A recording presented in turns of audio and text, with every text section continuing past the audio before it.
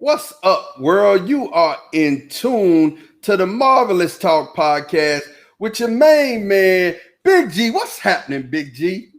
What's up? What's up? Marvelous Talk. Good to see y'all this evening. We are in the house, and definitely I got my partner, your boy, Big Dame. Dame, what's happening?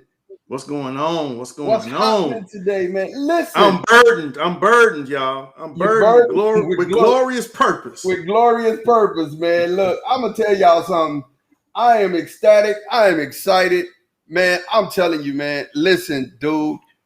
Wow, we're here, Loki, man. We're here, and I'm telling you, without a shadow of a doubt, I could not be more pleased than what I'm seeing, man. I mean, definitely at this point, it's so much.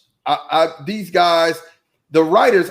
First of all, I don't know where he's finding these writers at, man. I mean, literally, these guys are doing a great job at writing, and this show right now is phenomenal. It's phenomenal. What do you guys think about the writing and initially what you saw? We're going to get into the breakdown of everything, but what did you think about initially what you saw? How did you feel when you first saw it? Man, it was just good to see it pick up, because a lot of people felt we got robbed in Endgame when Loki disappeared. Everybody's like, well, what's up?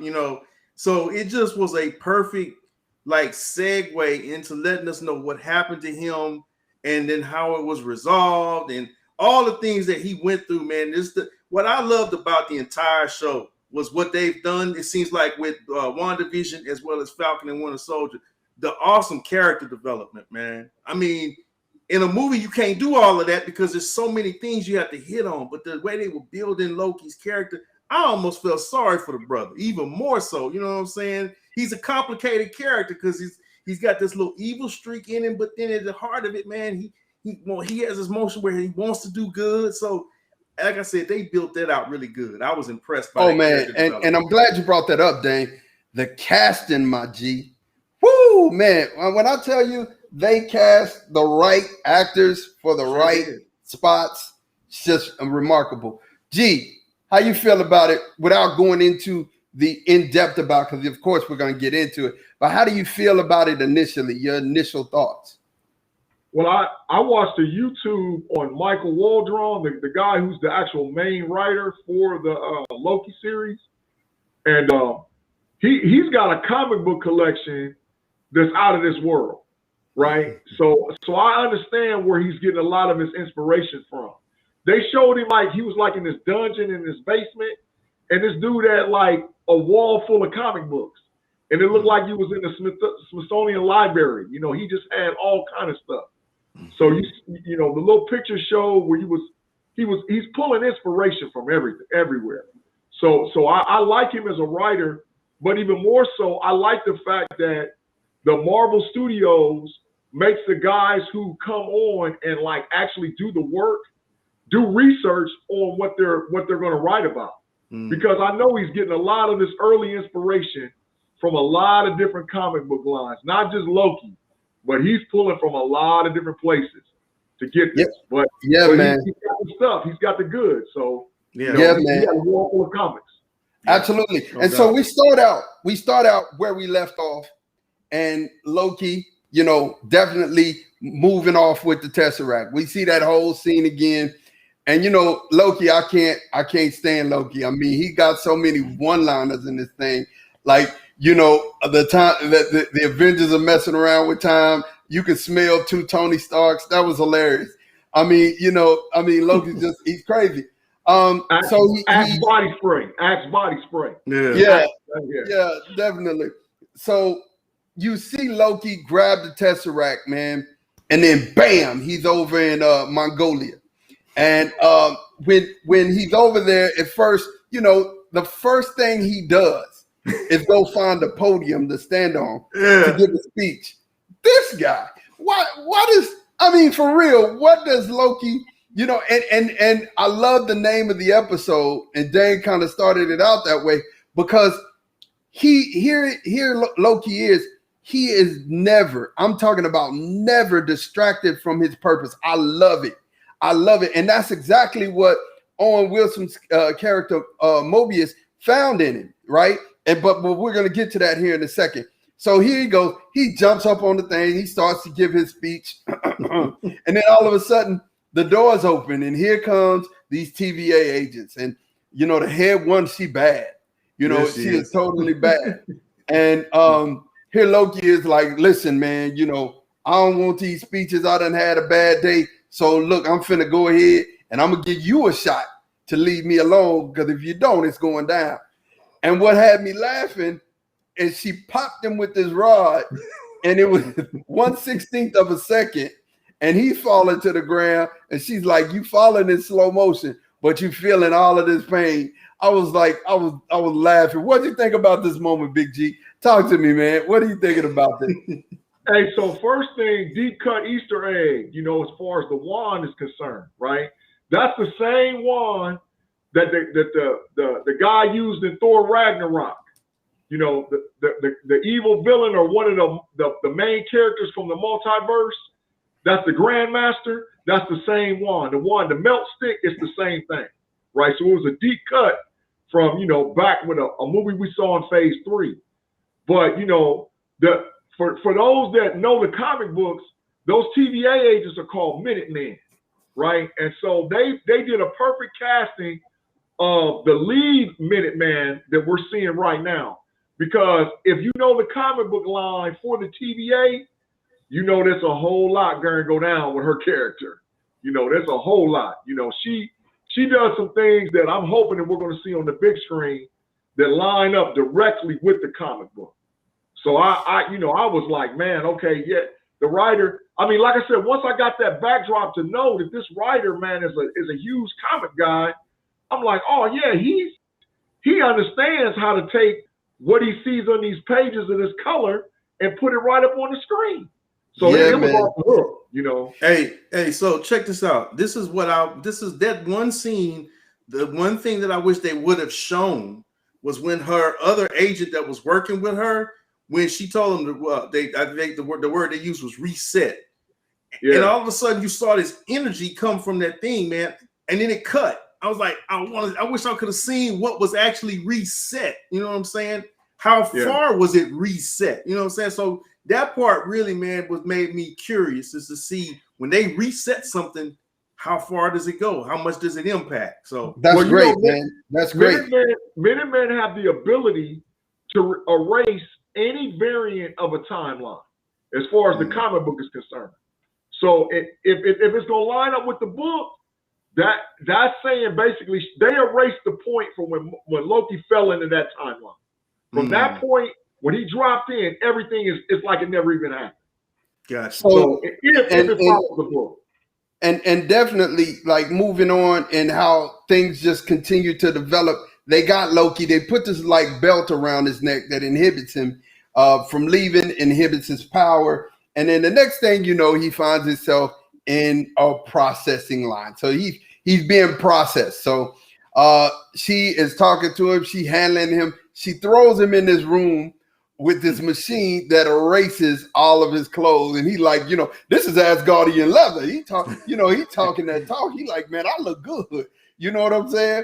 And basically, it erases all his clothes. It drops him down. And here's one of the moments that I just thought was hilarious. I just could not stop laughing about this moment. Even though it also spoke to me on a biblical sense, but it really spoke to me about Loki's character. It was hilarious. He was like, I need for you to sign for every word you've ever said. And that brother said, what? And then it printed out another sheet of paper, and he was like, yeah, sign this. You can't be serious. You can't be serious. And then sign that too. Said something else, and then he had to sign that too. And it's hilarious because you think about Loki talks a lot. Yeah. He talks a lot. So to know that was everything he ever said, and the scriptures that popped up in my mind, you're going to have to give account for every idle word you've ever spoken. I was like, God, dog, hope that's not me. You know what I'm saying? So I'm like, I'm thinking that same thing. So that's hilarious. That was a funny moment. And then after that, he was dropped into this place where now he has to get in the line and grab a ticket. Now, the brother was upset about grabbing a ticket and didn't want to grab a ticket at all. But he took the ticket, shoved it in his pocket, was mad. He went in, and here's where we have our comic book moment. So, G, you can kind of expand on this, and we'll let Dave get in too, but not too long. Not too long. But we have our comic book moment of the Time commercial that they had, and I forget what the character, little Miss Minutes, animated character was. Miss Minutes. Yeah. So now we have that whole thing, and Sean kind of talked to us. Big G talked to us about what Miss Minutes was talking about, and kind of set that up in real quick in a quick presence. All she did is just explain to you what the multiverse actually is. She told you what variants of timelines are. She told you, like, from a comic book standpoint, how the multiverse actually started. And she's actually leading into huge comic lines like Secret Wars, Infinity Wars. I mean, all these different things that you're going to see out there concerning multiverse with the comics. They took like 10 or 15 comic book run with 4 and 5 different books and 10 books in each thing, and crammed it into like a 45-second run, which he told you really what this storyline is really all about. Loki is a variant. That's what even the Minuteman called him. He's a variant. And so because of that, you're going to find out in depth what the TVA is, for sure. Mm-hmm. Yeah. Yeah, man. One thing that I'm going to throw this out just briefly. But in that processing scene, when he first got there, y'all notice there was a scroll there. Yeah. That's all I'm going to say. There was a scroll there. What was that scroll doing there? Well, yeah. You have to understand that at this point, the whole universe is cracking open. See, we have the comic book canon, right? And then we have the movie. And the movies are setting precedent as canon themselves. So you have to kind of look at the movies as canon, right? Mm-hmm. And not take the comic books as canon. And they're trying to marry both of them together politely. Right.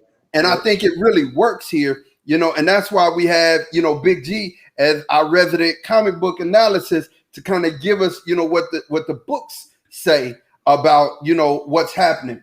But as we go on, you're right. He talked about the whole variant premise. It detailed what a variant was, right? And basically, just in layman's terms, you guys, a variant is one dispensation or one example of one person in one timeline. So you have several different timelines that are going on all at the same time, and you exist in all of them. But in this particular timeline, Loki, as this variant, was pulled out. He took the Tesseract and he went to a whole nother different place, and it pulled him out of his timeline, which created a branch reality. That's why it was a problem. And they spoke to this a little bit later because, but I don't want to skip past this moment. Another person who didn't have a ticket or he had a ticket and didn't want to show the ticket got totally erased. And that brother Loki just pulled his ticket out fast. He was shuffling for a ticket. He pulled it out and said, "Hey, I got a ticket." Yeah. I was laughing. He got hit with the melt stick. He got hit with the melt stick. The melt stick, total disintegration. You up out of here.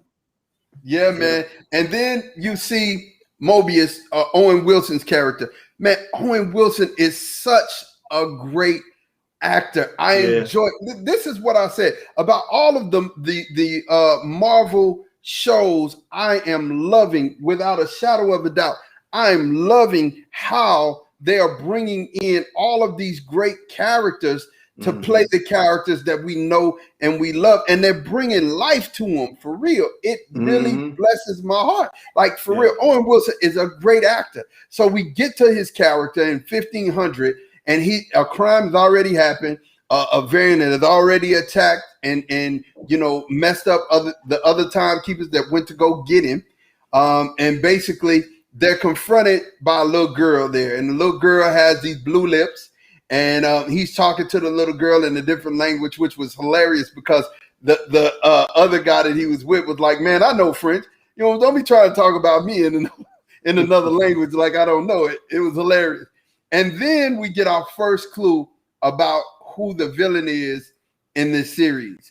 because he asked the little girl who did this, and she pointed to the stained glass representation of the devil. Now, it was Mephisto.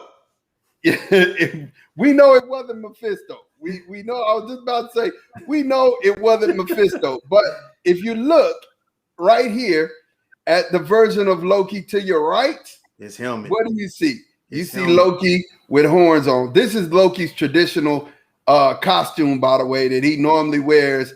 You know, you see him with the horns on. So that would be accurate, you know, and then definitely they're showing you got to pay attention to the little things. The candy was a nice touch because it was something that was out of time. It was something that you're going to keep seeing because the variant is taking stuff from different timelines, putting them in other timelines, i.e. even the drink that Owen Wilson was drinking was from a different timeline. That it doesn't even make it anymore, right? So, you know, definitely they're really setting this up, like Big G was saying, for it to be really, really good. So now you're sitting here and you see this whole thing happening. What did you guys think when you saw the little girl point at the stained glass window, Dame, and she said, you know, that was who did it? What went through your head at that moment?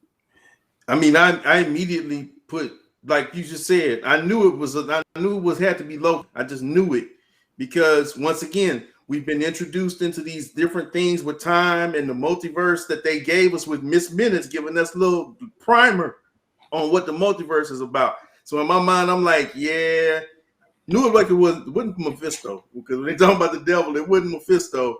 But once again, as soon as I saw those horns, I remembered Loki's helmet that he wears. So yeah, that's who I was like, it's another Loki in here some kind of way. G, what'd you think? Man, I think Kevin Feige's taking us for another loop and another ride, man. That's just what I'm saying, because a lot of folks are saying that it's this variant of Loki and that variant of Loki. Is it Loki or not? We're gonna see, you know. But I do know that if the writers for this script is really pulling from the comics, you're gonna see some stuff that I just believe, and I'm saying this in totality. The Loki show is going to set up not just phase 4, but phase 5. I'm not going to get all into it because I know how in depth the TVA is and how important they are. But if it's really what I think, and I'm going to save, you know, my hot take for later on after I see episode 2, but I think you're going to see some stuff that it's not going to make sense at first because you're going to like, wait a minute, this is not real. But you will get some information concerning who and what this variant actually is. Now, the reason why I just want to interject real shortly, the reason why I think and I'm going to say I think it's the female variant is because there was a young lady. If you see, I've been looking at a lot of behind the scenes stuff. At the UK world premiere of the Loki show, which they did the red carpet stuff they did in Great Britain, there's a young lady that was on the red carpet with Tom Hiddleston. We've never seen this girl before. And I'm like, she can't just be no cameo. She got to have some important role. This young lady, I don't think they even have her in the credits yet. But she was there on the red carpet with Tom Hiddleston. Yeah, I think you're absolutely right, and we're gonna get into that some more. And G, I'll definitely want to hear your take on that. But we're definitely going to get into that some more later on as we continue into the series. But I really think it was an empty shell that Loki's spirit possessed and took on and took over. So I think that's what we're about to see, is that whole thing happen and be manifest. But now we got Loki in front of the judge. We leave. Because they bring Owen Wilson to file about Loki, and now we got Loki in front of the judge. And this judge ain't just any judge. This is Kang the Conqueror's girl. Ravonna Renslayer.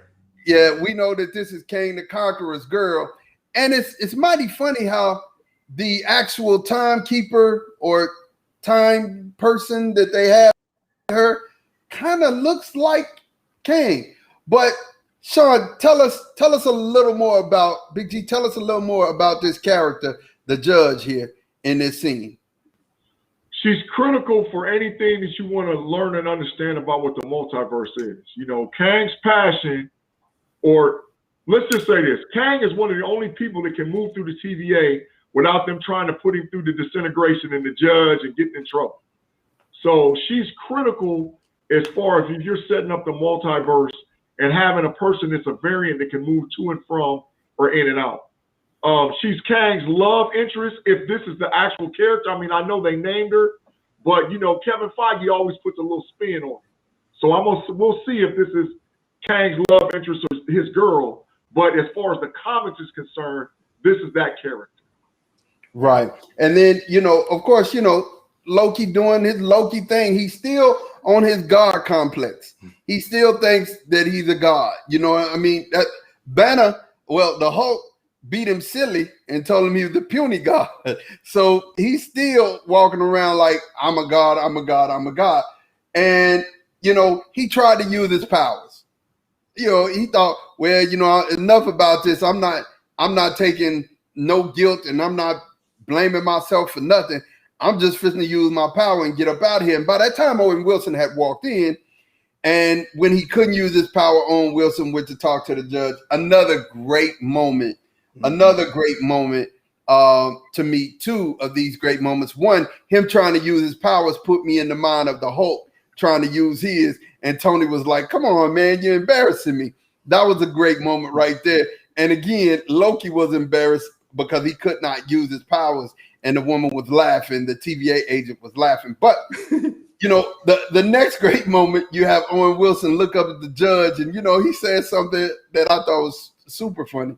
He's like, you know, it seems like I'm always looking up to you. You know what I'm saying? Like, they've had some type of interaction before. So yeah. She knows him. He knows her. That was great. And then Mobius takes him and he begins to talk to him, and they have some great moments. And definitely he said some things to Loki that were crucial. First, let's talk about this city that he showed him. When he walks out and he sees the city, you see this city that he's like, I thought this wasn't magic, you know, and he was like, no, it's not magic. It's, you know, it's science. It's different, you know. And basically, I got another thing about this city that I'm gonna talk about, but we gotta wait till we get to that thing. That's why we're moving kind of expeditiously. But this whole city is here, and then he's talking about the thing that I thought was interesting, you guys, Dame and Big G. He said, yeah, he's like, well, nightmares. He was like, no, that's a whole other different part. And he said, we can burn that place down if you like. You know, we can definitely start there. So I was laughing because in my mind, I'm like, dang, here you go again, trying to get us, pull us into this whole thing. I already went down this whole thing, this whole path of Mephisto. So now you're finna bring me back to Nightmare. Is that what we're gonna do? You're gonna bring me back to Nightmare? Is that what it is? So what did you think? What did you guys think when y'all saw this whole city around in this whole presentation? What was your first thought, Dane? I mean,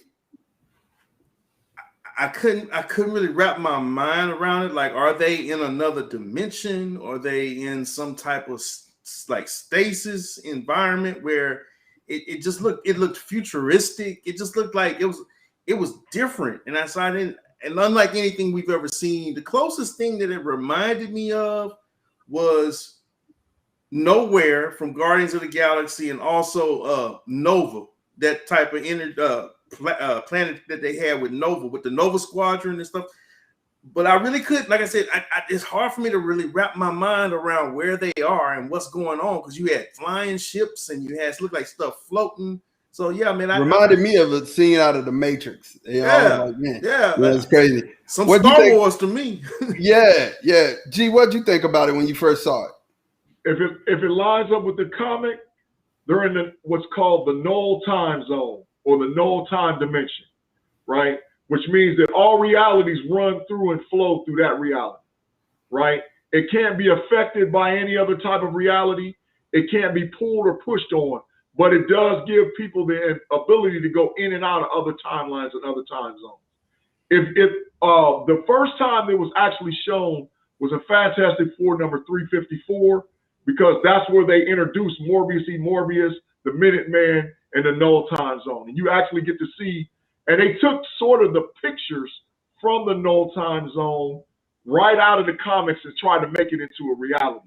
So I think they did an excellent job, like just laying the backdrop on it without actually, telling you what it is. But for all those comic book heads, we recognized it right off the bat. Love it, G. Love it, man. And then he starts showing, Mobius sits him down. He starts showing him the movie of his life. Man, this is where I really am just reminded of the fact that I love Owen Wilson's character, man. And I love him as an actor because him and Tom kind of have this chemistry, sort of like you saw with Zemo and everybody in Falcon and the Winter Soldier. It's a chemistry that works. It jumps off of the actual page and you really get into their interactions really well. And then you start to see him getting to, he starts getting to Loki. How you know he was getting to him is Loki came back with some cynical comment. He said, the timekeepers have built quite a circus and the clowns are really playing their part. You know what I'm saying? So, and Mobius kind of looked at him and was like, okay. And his whole point at this whole thing is showing him who he is and making him come to grips with who he is, right? So here's the point that at a couple of points that had me laughing in this whole showing him his life. He said, for somebody who was born to rule, you sure do lose a lot. And that is a straight throwback to what Coulson said before he actually killed Coulson. What did you guys think when y'all saw that, man? Did it like get you hyped? Because it got me hyped. I was like, man, these writers waste nothing, man. What did you think, G, when you saw that? Well, they rewound when he told him that, as he was telling him, they rewound the scene from the original Avengers movie where you seen him stab Coulson through his chest with the Tesseract or the thing that was given to him by Thanos, right? So it's like almost like Loki's life is getting compounded into like 1 minute, and like we're taking this 10-year run of timeline that we know about Loki and we're pushing it in 30 seconds, right? Because we're actually seeing him mature and maturate into the character that left us in Infinity War, like literally, like in a matter of moments. That's just what I picked up on. And Dane, talk to me, man. When you saw this whole thing about with Agent Coulson and him saying he was born for somebody who was born to rule, you sure lose a lot. What do you think when you heard that like that? That was a low blow to me when he went there. I was like, dang, Mobius really getting in the Kool-Aid with Loki. But what that scene was, and he said it himself, what that scene was just a reminder. See, to me, this first episode, though they gave us a lot of little Easter egg things that they pointed out that we're going to see probably the fruition of it later on in the episode, I think this episode was a big reintroduction to who Loki is, because there's some people that might have forgotten that he killed Coulson, and that was what 2012 when the first Avengers movie. That's a while back. So people don't remember that stuff, man. So I think they did an excellent job of retracing his steps and showing us not only what he did, but who he is. So yeah, and here's DB Cooper, bruh.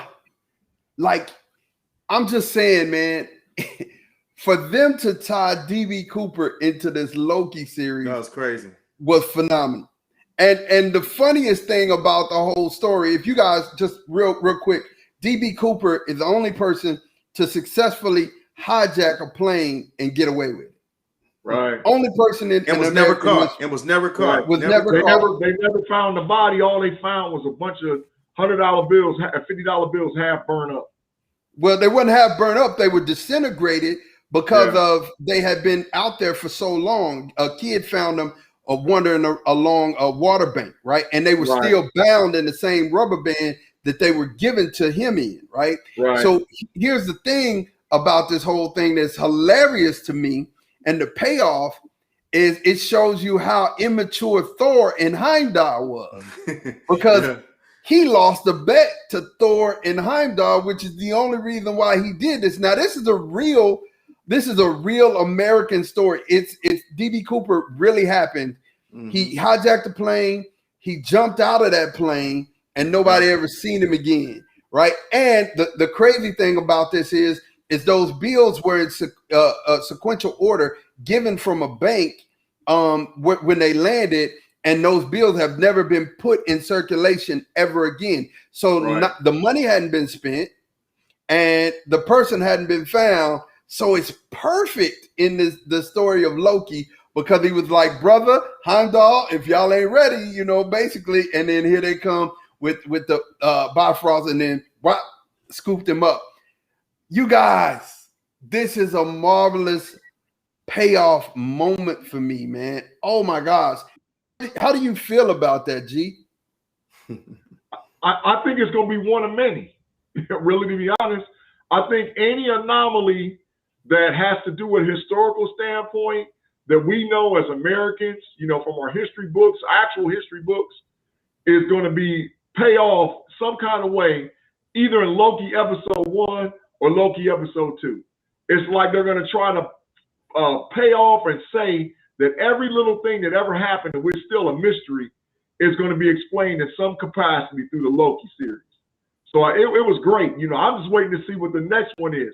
It's almost like how in WandaVision we saw the commercials, and I'm waiting to see what the next commercial was.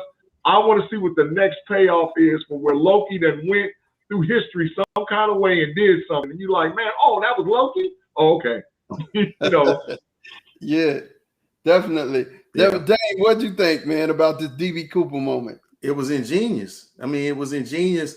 I had to actually go back because I had heard of the character, or not the character. I heard of the historical reference, but I was on the fence, and I went and did my research, and I was like, wow. My thing that I want to know is, what was that bet?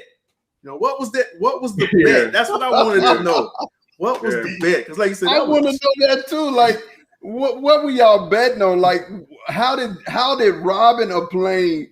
How did robbing a bank and a plane at the same time? How did that even come up? You know what I'm saying? How did that come up? And who thought of it? That's what I want to know. Who thought of it? And Heimdall, as serious as he is involved in it. I'm like, involved, right. And Heimdall is probably one of the most straight and narrow characters we've ever seen in Marvel. And all of a sudden, this dude is betting Loki to do something like that. Oh, something's up. something is up, man. And how did he lose? What was it that they bet that he lost, that he had to do this, right? If you lose the bet, like, so someone was asking me, like, who bets that? Like, my brother, actually, Big G is my brother, for y'all who don't know. If you play spades with Big G and you lose, you got to do corner time, right? Yeah. You must do corner time. So if you play spades with Big G and you lose, you got to do corner time, right? So, yeah, if they're doing these type of things, you got to know somebody lost B. Somebody lost in whatever activity they were in, you lost, right? Yeah. So, Dane, in this next scene, what we have is him seeing his mother dying, right? Oh, man. First, well, let's go back. She comes in the room. She asks him what he's doing. And, he tries to get away. And when he does, he goes back to claim the Tesseract. Mm-hmm. And when he claimed the Tesseract, he saw a drawer full of Infinity Stones. Oh, man, that was crazy. Now, Dane, talk to us about that drawer full of Infinity Stones. So the dialogue that he had with the dude, because he was after the Tesseract, okay?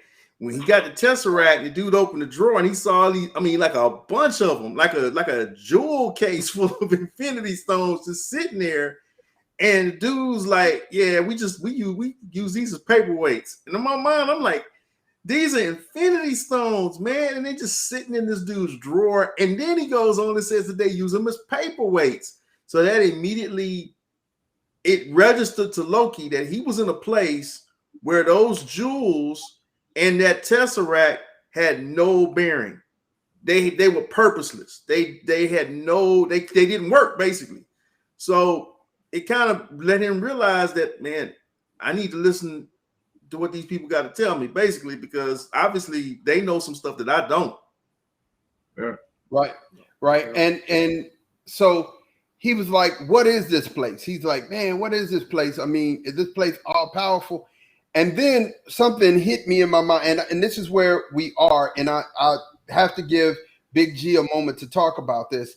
The only place that I remember the Infinity Stones that has been set. Remember, we got the comic book canon and we got the MCU movie canon. And the only place where I've seen that the stones are not have any power is the quantum realm, right? Ant-Man, because Ant-Man was stuck in the quantum realm, and the Infinity Stones had no bearing on him at all. So in my mind, I'm thinking that the place that we're at must be in the quantum realm. G told us about where, and Damon said this, on the edge of time in this place, and but in the MCU, I'm really thinking that we are actually in the quantum realm, because if you remember, there was a scene where Ant-Man passes this city, and it's a small little city in the background, but it's there. Is this the city we're seeing? What do you think about that, Big G? It could be. It could be. I mean, I'm going to be interested to see. Well, let me just say this. I was shocked when we got Ant-Man and the Wasp: Quantumania.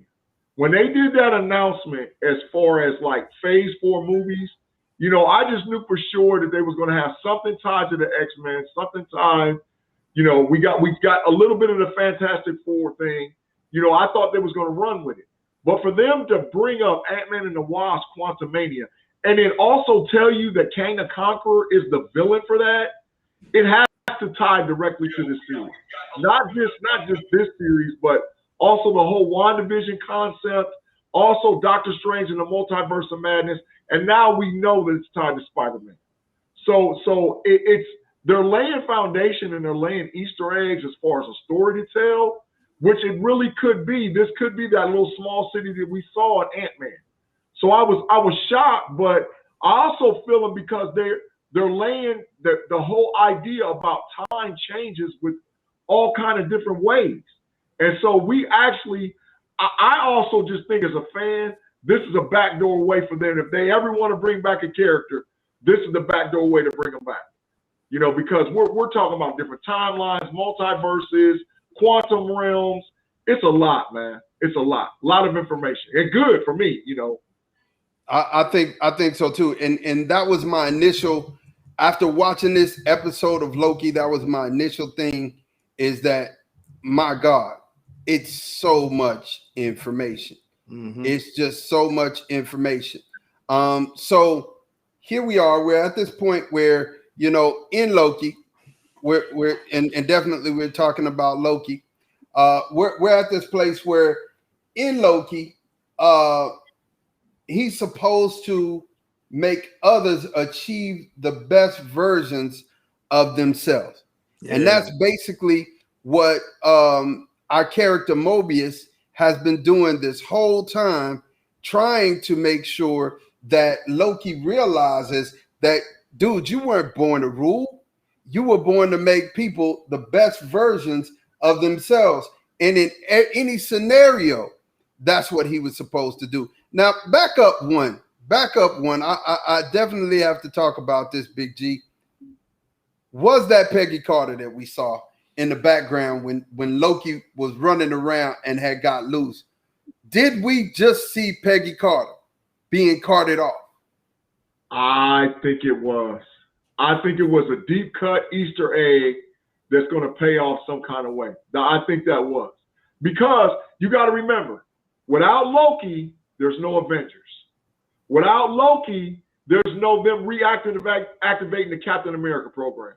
Without Loki, Thor doesn't come from Asgard to come back to the Earth. I mean, Loki set off a lot of little stuff. He made a lot of little explosions go off. But as far as this timeline is concerned, Loki's the guy for the job. Morbius tells him that. Hey, you the guy for the job. So if you're the guy for the job, without you, there's no heroes. They don't come together. There's no Avengers. There's no this. There's no that. So I think that you're gonna see a payoff with an Easter egg. We're gonna find out that Loki has something to do with Peggy Carter. That's gonna be real sinister, you know. And Dame is looking like, where was that at? I'm lost. So as everybody who's watching, everybody out there in Marvelous Talk Land, if you didn't see it, when he got away, when Loki had grabbed the time button out of Mobius's pocket, he got away and he was in the hall right before he actually went to reclaim the Tesseract. There was somebody coming through an open time variant door, right? Yep. And there was a woman dressed like Peggy Carter. We could not see the face, but it looked just like her, right? It looked we couldn't see the face, and there was no and even Loki's eyes, because he turned around and looked. If you notice, he turned around and looked and was like, and then he saw the cart being turned. Right? Yeah. So in my mind, I'm wondering, was that Peggy Carter? I could not wait to today's show to ask Big G, was it Peggy Carter? And definitely your answer paid off. I mean, me waiting paid off big dividends. Now I know that Dame is gonna go back and watch it again and be like, well, I ain't even see that. I missed that. I definitely missed that. Yeah, definitely. That's why by the time we get to Marvelous Talk, Big G and I have probably watched the show at least 4 or 5 times. Literally, that happens. Normally my limit is 2. Sometimes I might do 3, but I do 2. Yeah, it's like, G got to pull me out the rabbit hole. I got to bring G out the rabbit hole. It's like that. It's reciprocal. We just keep each other from living down there. Definitely, it could be one of those things where you live in the rabbit hole. Hey, seriously though, just real brief. They're if you notice with this Phase 4, they're doing all kind of little small Easter eggs that I think are going to have huge payoffs down the road. The reason I say that is because, and my daughter pointed this out to me. She said, "Dad, this is way back Phase 1, Phase 2. You got to pay attention to the kids. The kids are characters. We just don't understand and know." And I'll be doggone if Spider-Man wasn't one of them characters, right? And so we know even now with the Phase 4 thing that the kids is getting set up. So if they did that with small kids and characters, why not some of this other little stuff that they're laying groundwork with Easter eggs that, come a year and a half, 2 years, it's going to be huge. So I'm feeling it, man. I'm feeling it. Oh, man, they going to, all them little holes and stuff, man, they going to fill it in and they have our mouth just dropping. Yeah. Mouth just dropped. We wouldn't have even get it. Now we've came to the end, right? Loki saw his father tell him that and call him son. Mm-hmm. Yeah.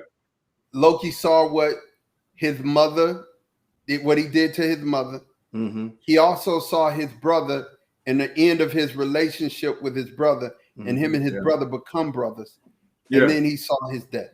So just like what G had said earlier, we had the opportunity for Loki to be brought back into the character that we know and started to care about in definitely Infinity Wars, and he died in Infinity Wars. But definitely, we had him. Now he's back to that place, but he brought him along so fast.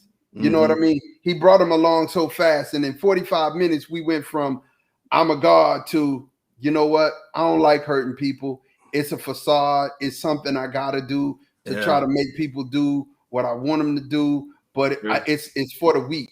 I was weak-minded by trying to do it. I really didn't want to do it. And it's like Dame said, he's got mischief in him, right? And he's like that.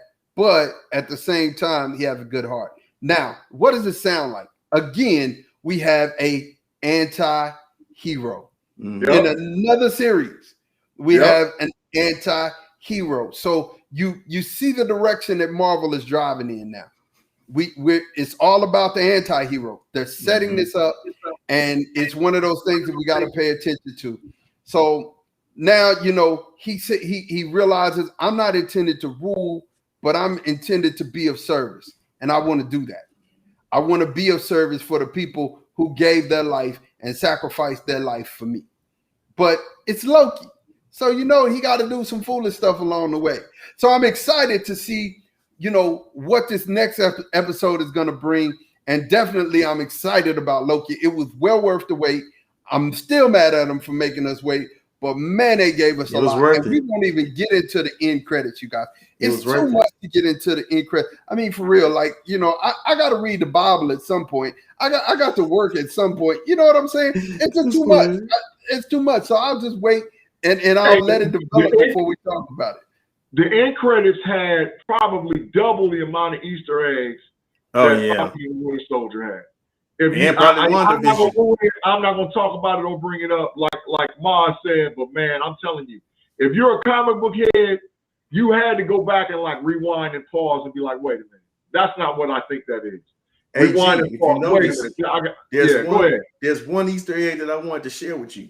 There, if you noticed at the end of his little film life, when the little film thing, if you noticed, I don't know if you caught it, but it says 616 at the end. Oh, you know I did. I paused. Damn, I paused the screen twice. I'm like, wait, no, there's no way. 616. Oh no, come on now. They playing.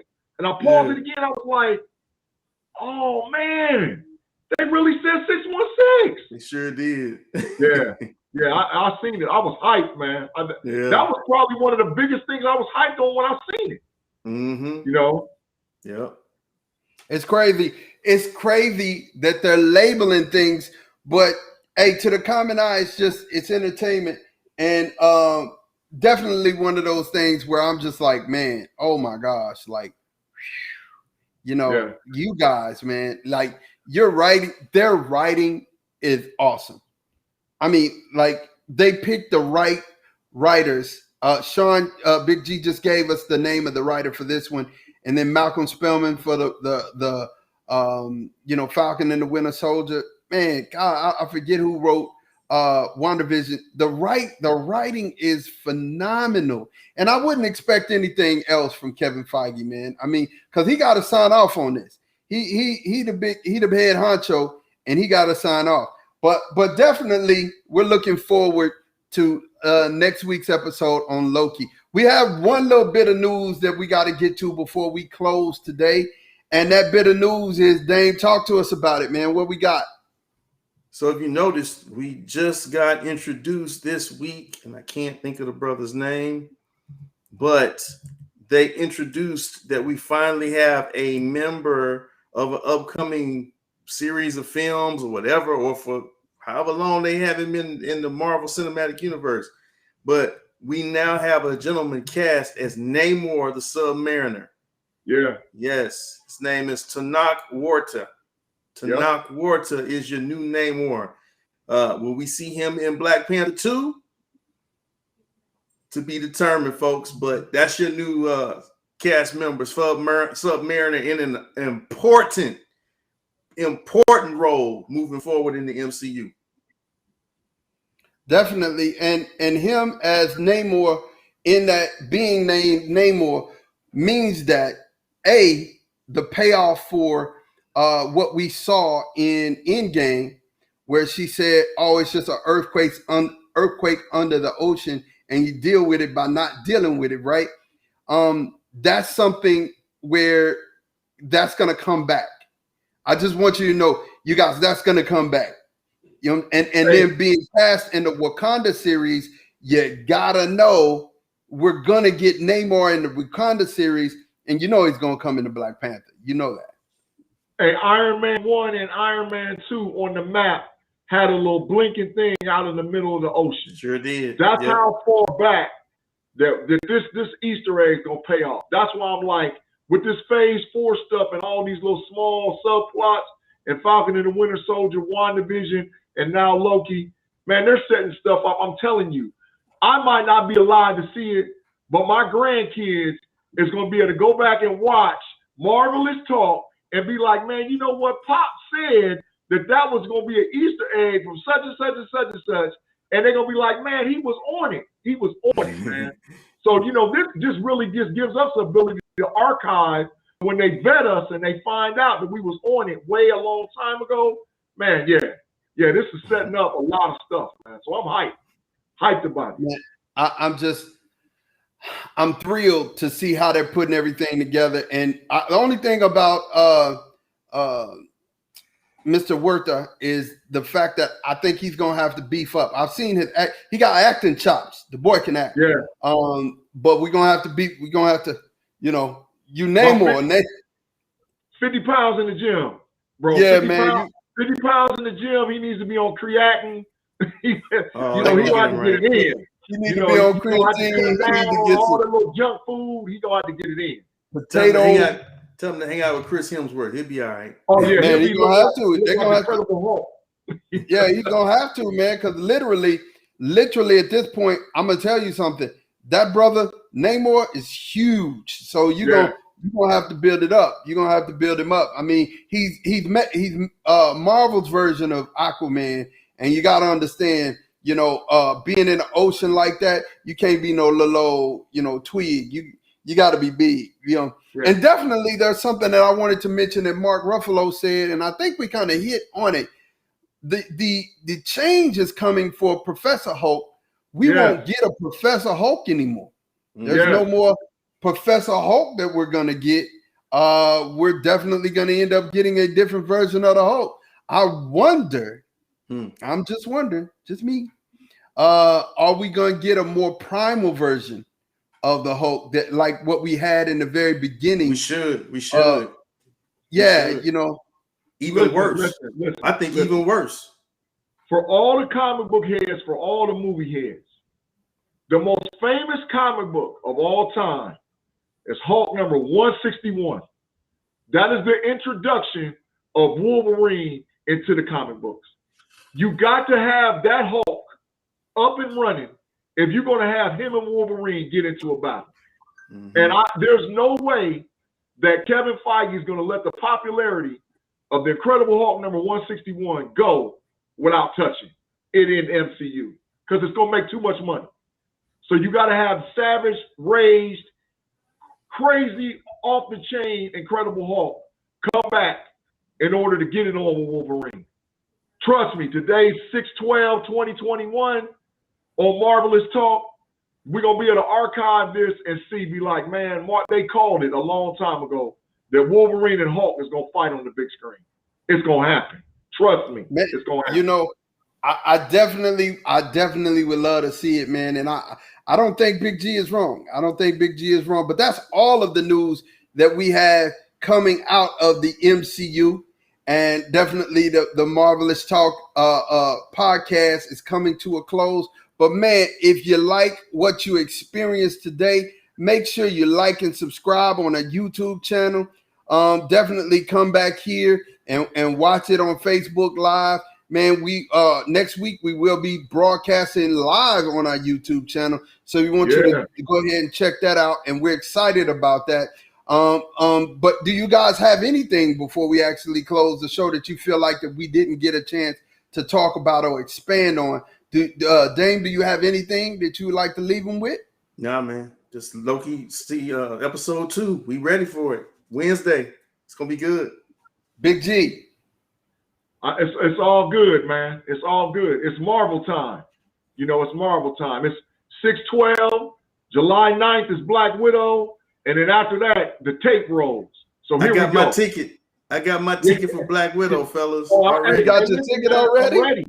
I'm ready. I'm hey, ready. Man. I just know it's gonna be on Disney Plus. So I'm gonna go ahead and set some money aside so I can go on and make that order. I'm gonna go on and order that for you. Oh, hey, I'm gonna ask y'all. Did y'all see the new Black Widow commercial where the Red Guardian threw the shield like? Yeah. I said, what is this? What is this? Yeah. So that's gonna be like Black Widow look like it's gonna be an awesome action movie, man. Yeah, but I'm still I don't know. Listen, it better be. I'm just gonna say that it better be. They better give us something for making me wait this long. It better be some stuff that I ain't even think about that's in there to make me be happy about getting it. I would smack my teeth and be mad and probably won't watch it again I have never watched. I just want y'all to know this. What is that? Not Miss Marvel, but Captain Marvel. I've watched Captain Marvel once.